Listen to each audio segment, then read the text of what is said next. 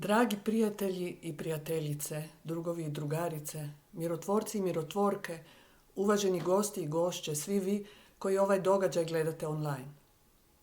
Još 80-ih godina, kada smo još mislili da možemo pretvoriti zajedničku državu u demokratsku, upoznala sam neke od vas, aktivistice i aktiviste.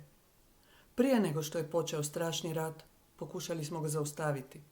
Nažalost, u tome nismo uspjeli, te smo se nužno morali zapitati kako je moguće da je počeo, da nam se dogodio.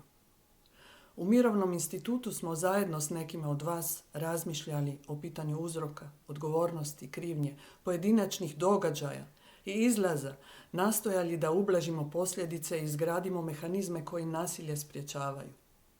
Jedan od glavnih zaključaka koje smo izvukli iz tog rada i razmatranja je da je glavni uzrok ratova i nasilja poricanje jednakosti.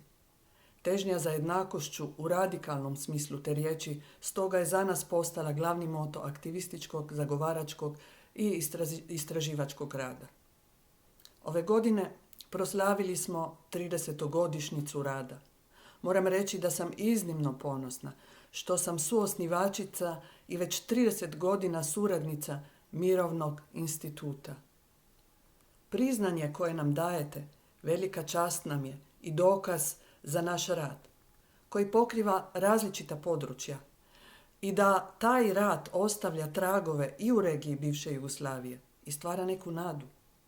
U ovom vremenu, kada nas je napustio jedan od naših suosnivača i dugogodišnji suborac Tonči, kojemu je ova nagrada i posvećena, posebno sam svjesna važnosti nasljeđa i poruka koje ostavljamo novim generacijama, aktivistima i aktivisticama, istraživačicama i istraživačima, javnosti.